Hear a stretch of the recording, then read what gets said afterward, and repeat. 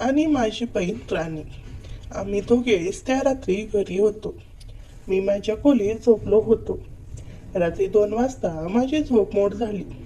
मला कोणाचा तरी येण्याचा भास होऊ लागला. तेव्हा मी पाहिले की माझी बहीण राणी माझ्या शेजारी माझ्या चादरमध्ये आहे आणि चादर तिच्या कंबरपर्यंत सरकली होती. तिच्या कमरेवरील जे काही भाग चादरीच्या बाहेर होता त्यावर एकही कपडा नव्हता. मला काही समजत नव्हते की हे सर्व काय चालले आहे.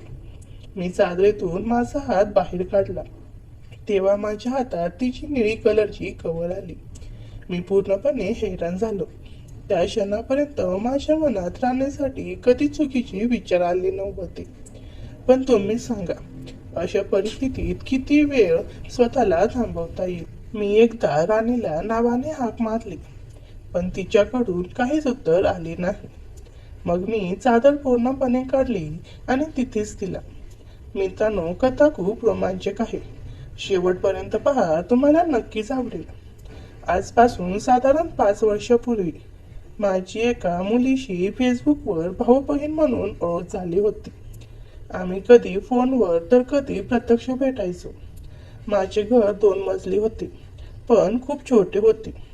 त्यामुळे वर एक खोली आणि खाली एक खोली होती. वरच्या आणि खालच्या मजल्याचे भाडे वेगवेगळे होते. पण मी सुरुवातीला मालकाशी बोलून 2 मजले म्हणजे संपूर्ण घर विशेष सवलतीसह भाड्याने घेतले होते. मला एकांत आवडतो आणि वर कोणी दुसरे राहून मला त्रास होऊ नये अशी माझी इच्छा होती. मी त्या जागी 1 महिन्यापासून राहत होतो. एक दिवस मी मॉलमध्ये फिरायला गेलो. तिथे मला राणी दिसली. आम्ही एकमेकांच्या फोटो आधी पाहिल्या होत्या, त्यामुळे मी तिला ओळखले. तिने मला पाहिले नव्हते, पण थोड्या वेळाने तिची नजर माझ्यावर पडली आणि तिने सुद्धा मला ओळखले. आमच्या नजरा भेटल्या आणि आम्ही दोघेही आश्चर्यचकित झालो, कारण आम्हाला इथे भेटण्याची अजिबात अपेक्षा नव्हती. तिने मला हात दाखवला, मीही उत्तर दिले आणि आम्ही दोघे त्या मॉलमधील डोमिनोजमध्ये गेलो. मी पिझ्झा ऑर्डर केला आणि आम्ही बोलायला सुरुवात केली. तेव्हा मी तिला माझ्या नोकरीबद्दल सांगितले. मी नर्सिंगचा कोर्स पूर्ण केला होता आणि एका हॉस्पिटलमध्ये नर्सिंगची नोकरी करत होती.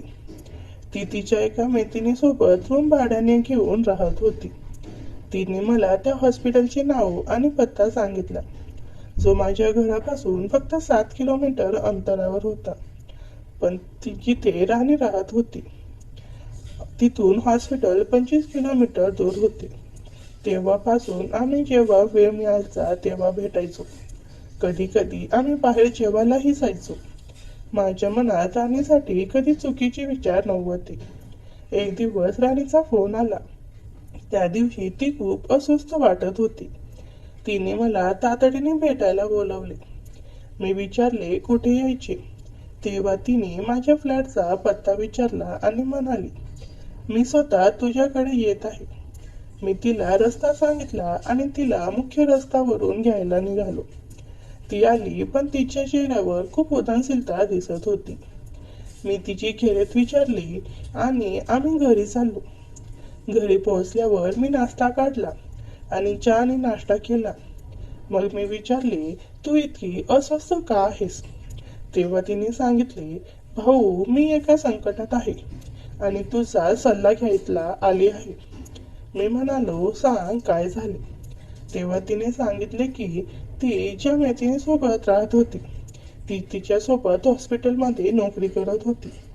ती आता तिच्या दुसऱ्या मैत्रिणीसोबत हॉस्पिटलपासून फक्त 2 किलोमीटर दूर शिफ्ट होत आहे. मी म्हणालो, यात अस्वस्थ होण्यासारखे काय आहे? तेव्हा राणीने सांगितले की त्या दोघी त्या फ्लॅटचे भाडे विभागून देत होत्या, पण आता कोमल तिथून गेल्यावर संपूर्ण भाडे राणीला एकटीलाच द्यावे लागेल. राणी म्हणाली की ती एकटी पूर्ण फ्लॅटचे भाडे देऊ शकत नाही, कारण ते खूप जास्त होते. सुरुवातीला मला तिच्या या समस्येचा काही उपाय सुचला नाही, कारण माझ्या घरात एक खोली रिकामी होती आणि मी पूर्ण घराचे भाडे देत होतो. पण राणीला माझ्यासोबत राहायला सांगणे मला योग्य वाटले नाही, कारण कदाचित ती याचा चुकीचा अर्थ काढेल. तरीही माझ्या मनात तिच्यासाठी काही चुकीचे विचार नव्हते. मी राणीला विचारले, कोमल कधी फ्लॅट सोडणार आहे? राणी म्हणाली, 4-5 दिवसात ती जाईल, कारण आठवड्याभराने महिन्याचे भाडे पूर्ण होईल आणि कोमल या महिन्याचा अर्ध भाडे देऊन जाईल. त्यानंतर संपूर्ण भाडे मला द्यावे लागेल. ती म्हणाली, भाऊ तू सांग मी काय करू? आणि ती थोडी रडायला लागली. हे पाहून मला सहन झाले नाही, म्हणून मी म्हणालो, जर तुला काही अडचण नसेल तर माझ्या घरची वरची खोली रिकामी आहे. मी आधीपासूनच पूर्ण घराचे भाडे देत आहे. तुला ठीक वाटत असेल तर वरच्या खोलीत शिफ्ट हो. जेव्हा तुला तुझ्या बजेटनुसार रूम येईल तेव्हा तू बदलू शकतेस. हे एकदा तिच्या चेहऱ्यावरील सारी उदासीनता जाणू गायब झाली. तिच्या सर्व समस्याचे समाधान झाले असे वाटले. तेव्हा राणीने मला विचारले, भाऊ तुझ्या फ्लॅटचे भाडे किती आहे? मी विचारले, तू का विचारते आहेस? ती म्हणाली, अर्ध भाडे मी देईन म्हणून विचारते आहे. मी म्हणालो, त्याची काही गरज नाही. मी आधीपासूनच पूर्ण भाडे देत होतो. तू नसली तरी मी देतच होतो. तुला याची काळजी करण्याची गरज नाही. बाकी घराची कामे तुला करायची असतील तर तू कर, मी नाही म्हणणार तुला. राणी म्हणाली, भाऊ आता मी आपल्या दोघांचे जेवण बनवेल आणि बाकीची कामेही करेन. त्या दिवशी आम्ही बाहेर जेवायला गेलो आणि ती तिच्या फ्लॅटवर गेली, तर मी माझ्या फ्लॅटवर परतलो. 2 दिवसानंतर राणीचा फोन आला. तिने सांगितलं, मी उद्या माझे सामान घेऊन येत आहे. मी म्हणालो, ठीक आहे, मला फोन कर, मी सुट्टी घेईन आणि तुला घेऊन येईन. दुसऱ्या दिवशी मी तिच्या रूममधून तिचे सामान घेतले आणि तीही माझ्यासोबत आली. मी तिचे सामान तिच्या खोलीत नीट ठेवले. जेवण बनवण्याचे आणि खाण्याचे जे काही सामान तिच्याकडे होते ते सर्व तिने खालच्या स्वयंपाकघरात ठेवायला सांगितले. आम्ही सर्व काही खाली सेट केले. संध्याकाळी राणीने जेवण बनवले. मी तिची मदत केली आणि आम्ही दोघांनी जेवण केले. मी तिला म्हणालो, आता मी झोपायला जात आहे, तूही वरच्या खोलीत झोपायला जा. पण ती थोडी घाबरलेली वाटत होती. मी कारण विचारली तेव्हा ती म्हणाली, मला रात्री भीती वाटते. मी तिला समजावले, तुला कधीही भीती वाटली तर मला हाक मार. अशा प्रकारे आम्ही चांगले राहायला लागलो. रोज जेवणानंतर रात्री 10 वाजता आम्ही आपापल्या खोलीत झोपायला जायचो. आता 1 आठवडा झाला होता. या आठवड्यात राणीला वरच्या खोलीत कधीच भीती वाटली नाही, कारण मी तिला समजावले होते की घाबरण्याचे काही कारण नाही. ती वर गेल्यावर थेट सकाळीच खाली यायची. आता मीही माझ्या आधीची रात्रीची रुटीन सुरू करू इच्छित होतो. राणी येण्यापूर्वी मी रात्री लॅपटॉपवर इंग्रजी चित्रपट पाहायचो आणि मग झोपायचो. पण राणी आल्याने हे सर्व बंद झाले होते, कारण मला भीती वाटत होती की ती रात्री भीतीने खाली येईल. पण आठवडाभर अशी काही न झाल्याने मी निश्चित झालो आणि पुन्हा आधीप्रमाणे कपड्यांशिवाय झोपायला सुरुवात केली. सकाळी 5 वाजता उठून कपडे घालून पुन्हा झोपायचो. असे 2 दिवस गेले. तिसऱ्या दिवशी नेहमीप्रमाणे राणी रात्री 10 वाजता झोपायला गेली आणि मी 11 वाजता इंग्रजी चित्रपट पाहायला सुरू केला. साधारण 12 वाजता मला माझ्या खोलीच्या दारात काही हालचाल जाणवली. मी राणीला नावाने हाक मारली तेव्हा तिने उत्तर दिले, भाऊ पाणी प्यायला आले होते.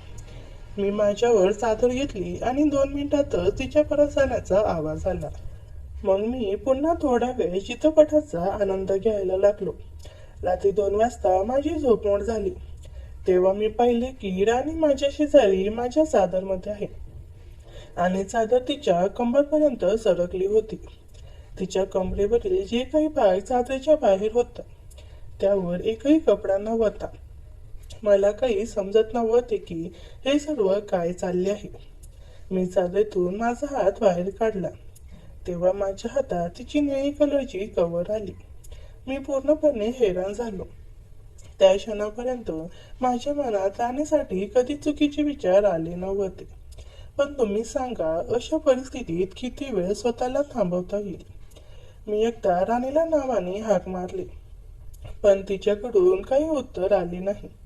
मग मी चादर पूर्णपणे काढली तेव्हा ती उठली. त्यानंतर ती माझ्या शेजारी येऊन बसली. आम्ही एकमेकांच्या जवळ आलो आणि हळूहळू एकमेकांकडे पाहत प्रेमाने बोलत राहिलो. साधारण 5 मिनिटे एकमेकांशी बोलल्यानंतर आम्ही दोघे शांत झालो. मग मी राणीला विचारले, तू माझ्या खोलीत रात्री कधी आलीस? ती हसली आणि म्हणाली, मी गेले 3 दिवस तुझ्या दाराशी उभी राहून तुला चित्रपट पाहताना आणि मजा करताना पाहत होते. हे पाहून माझ्या मनातली तुझ्याशी बोलण्याची इच्छा झाली. आज अचानक मी दारावर हात ठेवला आणि तू ऐकले. मग मी पाणी पिण्याचे निमित्त करून बाहेर गेले. ती पुढे सांगू लागली, मग मला झोप येत नव्हती म्हणून रात्री 1 वाजता खाली आले आणि पहिले तू झोपलायस काय? मी चादर उघडून पाहिली आणि तुझ्या शेजारी येऊन बसली. मी जागीच होते तेव्हा 2 वाजता तूही जागा झालास आणि मग आमच्या गप्पा सुरू झाल्या. मजा करत गप्पा मारल्यानंतर आम्ही दोघे एकमेकांकडे पाहून हसलो. काय सांगू मित्रांनो, आम्हाला एकमेकापासून दूर जायची इच्छाच होत नव्हती. आम्ही थोडा वेळ गप्पा मारत राहिलो आणि अधूनमधून एकमेकांवर प्रेम व्यक्त करत राहिलो. तेव्हा पहिले तर रात्रीचे 3 वाजले होते. मग मी राणीला विचारले, आणखी थोड्या वेळ गप्पा मारूया की झोपायची? ती म्हणाली, भाऊ आज खूप थकलो आहोत. आजचा रोज आपल्याला अशीच बोलायचे आहे. आज थोडी झोप घेऊया. मीही तिचे ऐकले आणि एकत्र झोपलो. सकाळी मला काहीतरी वेगळे वाटले आणि माझी झोपमोड झाली. पहिले तर राणी सकाळी सुरू झाली होती. मग आम्ही सकाळी सर्व काही आवरले. थोड्या वेळाने ती बाथरूममध्ये गेली. मी हॉलमध्ये TV बघत बसलो होतो. साधारण 12 मिनिटांनंतर मला राणीचा आवाज आला. ती म्हणाली, भाऊ मी माझे कपडे तिथे टेबलावरच विसरले आहे, देतो का जरा? मी हो म्हणालो आणि टेबलवर ठेवलेल्या तिच्या कपड्यांकडे गेलो. कपडे हातात उचलून पाहिलं तर मी दंगच राहिलो, कारण आतमध्ये तिचे कवर होते. मी एकटं त्याच्याकडे पाहत होतो आणि विचार करत होतो की राणी या कपड्यामध्ये कशी दिसत असतील. हे पाहून माझे पुरुषी अस्तित्व खूप दाटून आले होते. मला काही समजत नव्हते. तेवढ्यात परत राणीचा आवाज आला, भाऊ त्यांना लवकर, कपडे खूप थंडी वाजत आहे मला. मी लगेच सगळे कपडे उचलून तिला द्यायला बाथरूमकडे गेलो. राणीचे हात बाहेरच होते. तिच्या हातात कपडे दिल्यावर त्याने दार लावला, पण मला तिथून जाण्याची हिंमतच होत नव्हती. मी आत पाहण्यासाठी होल पाहू लागलो आणि मला एक होल दिसले. मी त्यातून आत थुंकून पाहिल्यावर मला जे दिसले ते मी तुम्हाला शब्दातही सांगू शकत नाही. राणी भिंतीकडे तोंड करून उभी होती आणि मला त्या लहानशा हॉलमधून सर्व काही स्पष्ट दिसत होते. समोरचं दृश्य पाहून मला पण आतून खूप काही येत होतं. माझं सोन्या आता शांत बसत नव्हता. मी थोडा धीर धरत सोफ्यावर जाऊन बसलो. काही वेळाने ती अंघोळ करून बाहेर आली. तिला बघताच मी एकटक पाहू लागलो. ती म्हणाली, असं काय बघतोस? बघितलं नाहीस का मला? जा आता तूही अंघोळ कर. मी हो म्हणत अंघोळ करण्यासाठी बाथरूमला गेलो आणि मनात ते दृश्य घेऊन जोराने हतबल करू लागलो आणि तिच्या पडलेल्या त्या कवरवर रंगाच्या 5-6 पिचकाऱ्या सोडल्या. तेव्हा माझ्या जीवात जीव आला. काही वेळाने मी बाहेर आलो आणि आम्ही दोघांनी एकत्र नाश्ता केला. त्यानंतर ती किचनमध्ये सामान आवरायला गेली आणि मी तिच्या मागे गेलो. मी विचारले, आता काय प्लॅन आहे? ती म्हणाली, तू सांग. मी म्हणालो, चल आता थोडा आराम करूया. ती म्हणाली, आता तर आपण उठलो आहोत. मी म्हणालो, आपण रात्रभर जागलो आहोत म्हणून थोडा आराम करूया, कारण आज रात्रीही मी तिला झोपू देणार नाही. यावर ती हसली आणि खड्ड्या नजरेने माझ्याकडे पाहत म्हणाली, ठीक आहे, तर थोडा वेळ झोपूया. इतके बोलताच मी तिला उचलले आणि बेडरूममध्ये नेले. आम्ही दोघे तयार झालो. अशा प्रकारे संध्याकाळचे 6 वाजले. ती म्हणाली, आता खूप भूक लागली आहे. मलाही भूक लागली होती. आम्ही जेवण ऑर्डर करून मागवलो. थोडा वेळ आम्ही दोघे लेटून गप्पा मारत होतो. मग जेवण आले तेव्हा मी कमरेला टावेल गुंडाळून दारावर जेवण घ्यायला गेलो. आम्ही दोघांनी बेडवर बसून एकत्र जेवण केले. जेवण झाल्यावर राणी किचनमध्ये भांडी घासायला गेली, तर मी लोवर आणि टी शर्ट घालून बाहेर निघालो. राणीने मला विचारलं, तू कुठे चाललास? मी म्हणालो, बाहेर जात आहे, थोड्या वेळात येतो. तुला काही हवं असेल तर सांग. ती म्हणाली, डेअरी मिल्क चॉकलेट आण. मी म्हणालो, ठीक आहे, आणि निघालो. जिथून मी खाण्यापिण्याचे सामान आणतो तिथे एक आंटी बसतात. त्याचे वय साधारण 34-35 असेल. मी त्यांना विचारले, आंटी, तुमच्याकडे मेल्ट म्हणजे वितळलेली डेअरी मिल्क चॉकलेट मिळेल का? यावर आंटीनी हलकेच हसून मान डोलावली. कदाचित त्यांना माझी वितळलेली चॉकलेट मागण्याचा अर्थ समजला होता, आणि ते तुम्हालाही समजत असेल. मी त्यांना म्हणालो, 5 पॉकेट डेअरी मिल्क चॉकलेट द्या. सोबत मी तिथून कोल्ड ड्रिंक आणि काही स्नॅक घेतले. मग बाहेर एका पानाच्या टपरीवर 2 सिगारेटचे डबे घेतले आणि परत आलो. मी दार ठोठावले तेव्हा राणीने दार उघडले. ती तयारच होती. मी राणीला सर्व चॉकलेट दिले, त्यामुळे ती खूप खुश झाली. मी आत आलो आणि राणीच्या गळ्यात हात टाकून तिच्यासोबत आत गेलो. आम्ही दोघे बेडवर बसलो. तिने एक चॉकलेटचे रॉपर उघडले तेव्हा वितळलेले चॉकलेट पाहून ती हसली आणि ती चॉकलेट तिच्या हाताने काढू लागली. मी सिगारेटचा डब्बा काढला आणि एक सिगारेट पेटवली. एक झोका घेऊन मी सिगारेट राणीकडे पुढे केली. तेव्हा ती म्हणाली, मला सिगारेट ओढायला येत नाही. मग मी तिला सिगारेट ओढायला शिकवले आणि आम्ही दोघे एकमेकांच्या तोंडात धूळ सोडायला लागलो. असे करत करत आम्ही 3 सिगारेट संपवल्या. आता संध्याकाळचे 8 वाजले होते. आम्ही दोघे झोपलो. राणीने दरवाजा बाहेरून बंद केला आणि माझ्या बाजूला येऊन बसल्या. मला आता काय करू काय नको असं झालं. तिने मला मिठी मारली आणि पापी द्यायला लागली. अर्धा पाऊण तास आम्ही हेच करत होतो. राणी उठली आणि बोलली, तुझ्यासाठी एक सरप्राईज आहे. मी म्हणालो, आता काय? मग ती पूर्ण मोकळी झाली. तिला या अवस्थेत पाहून मला त्या दिवसाचे दृश्य माझ्या डोळ्यासमोर आले. मी त्याचे भरदार व्यक्तिमत्व पाहून भारावून गेलो. मी म्हणालो, राणी, काय दिसताय तुम्ही? माझी भावना आता दाटून आली होती. राणी म्हणाली, आता वेळ नका घालू. एवढं बोलून राणीने मला उठवलं. मी त्याचे व्यक्तिमत्व बघू लागलो. राणी बोलल्या, अरे दे ना आता सुंदर वेळचा अनुभव, का तरवतोस? मग मी माझी भावना त्याच्या जीवनात टाकली आणि सुंदर वेळचा अनुभव देऊ लागलो. काही मिनिटातच तिने जीवनातून रंग सोडला आणि ती म्हणाली, भाऊ थांबू नको, सुंदर वेळचा अनुभव देत राहा. मित्रांनो, तिच्या पहिल्यांदा सुंदर वेळचा अनुभव मिळत होता. मग मी सुंदर वेळचा अनुभव देत राहिलो आणि ती मला साथ देत होती. काही वेळाने मी म्हणालो, राणी, माझं होणार आहे. ती म्हणाल्या, तू थांबू नको, जीवनात रंगाच्या पिचकाऱ्या सोड. मी गोळी घेतली आहे. पण तिला सुंदर वेळचा अनुभव देत असताना रंग कधी सुटला मलाच कळालं नाही. तरीही मी सुंदर वेळचा अनुभव देतच होतो. तिला फार दिवसानंतर या गोष्टी मिळाल्यामुळे तिची अवस्था बिकट झाली होती. पण काही वेळाने तिला आनंद येऊ लागला आणि ती फार चांगल्या प्रकारे मला साथ देऊ लागली. आम्ही त्यावेळेत पूर्ण रमून गेलो होतो आणि एकमेकांना आनंद देत होतो. तिचा उत्साह अजून वाढला होता आणि आता तीच मला वेगवेगळ्या प्रकारे आनंद देत होती. तिच्या चेहऱ्यावर एक प्रकारचे समाधान पसरले होते. ती आनंदात दिसत होती. तिच्या चेहऱ्यावरचे भाव बदलत हळूहळू तिची पकड मजबूत होत गेली आणि ती शांत झाली. मी इकडे तिचा पूर्ण ताबा घेतला होता आणि हालचाल वाढवत होती. काही वेळातच मला स्वर्गात पोचल्यासारखं वाटू लागलं. ते क्षण जवळ येत माझा पान फुटला आणि मी तिच्या जीवनात आनंदाचे रंग उडवू लागलो. मला स्वर्गात तरंगत असल्यासारखं वाटू लागलं. डोकं एकदम हलकं हलकं वाटू लागलं. मनावरचं दडपण दूर होऊन एक प्रकारचं समाधान आणि सुख वाटत होतं. तिच्या चेहऱ्यावर अमानिक सुख आणि आनंद झळकत होता. ती शांत होऊन स्मित करत होती.